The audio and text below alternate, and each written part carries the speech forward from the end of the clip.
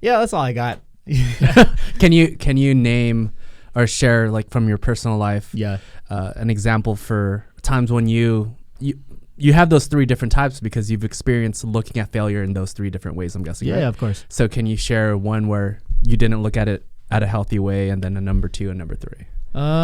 When it spiraled down, let me think real quick. I didn't think that far ahead into what I was going to talk about in the podcast. Well, I could say, like, I do a lot of, I guess the third example I said, like, do nothing.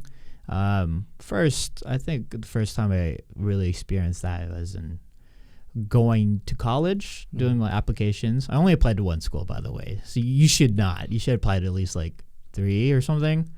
I didn't get into the college I got into. I'm like, whatever. Life goes on. Moving on. I should have been like, okay, well, I got rejected. I wonder why, and how do I use that to my advantage to be a better person? But instead, I'm just like, whatever. I'll just go to community college. Plan B, whatever. I'm just like, what do you call that? Like apathetic? You're just like, whatever. Just shrugging it off, basically. Like, yeah, just not like, making a big deal out of it. Yeah. Which is, I mean, it's not the worst thing, but I feel like it could be more productive. That's what I'm trying to say.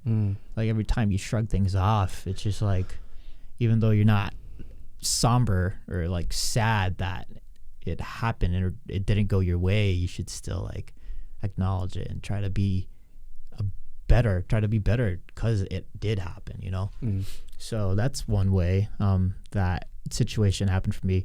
Another way that I took it in a positive light, I would say, was when I first started the channel.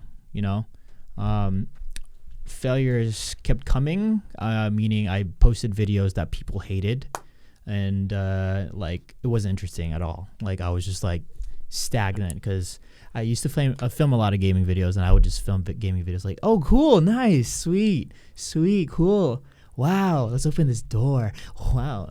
And then I just read all the comments and like, hey, you should do this, do that, do this, do that, and yeah, that's a form of like criticism. We talk about that a lot in another podcast called Success, like how to deal with success and how to be successful, is understanding those criticisms. So I took that failure for the videos that didn't perform well, dissected it, read the comments, read the data. I'm like, okay, cool, let's change it up. And yeah, here I am now. Cool. It worked. So as far as the third way, the spiraling down, like approaching it in a really negative way, I don't know. I try not to do that as often.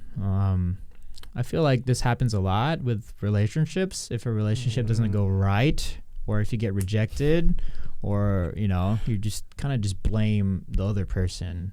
Yeah, you blame yourself, and you just get into this anger and this mode where you're just like angry all the time, sad all the time.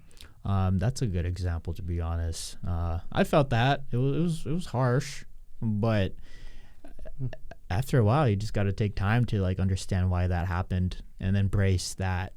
It did happen for a reason. And you kind of just embrace all the moments you had in that relationship, to be honest. And like, okay, here are all the good things, the parts that mattered, and here are all the bad things. I mean, I'm sad that the bad things happened. I'm sad that it turned out the way it is. But hey, how do we make this into a good light? How do I become a better person from this? So it's always like the solution is just to be a better person, no matter what.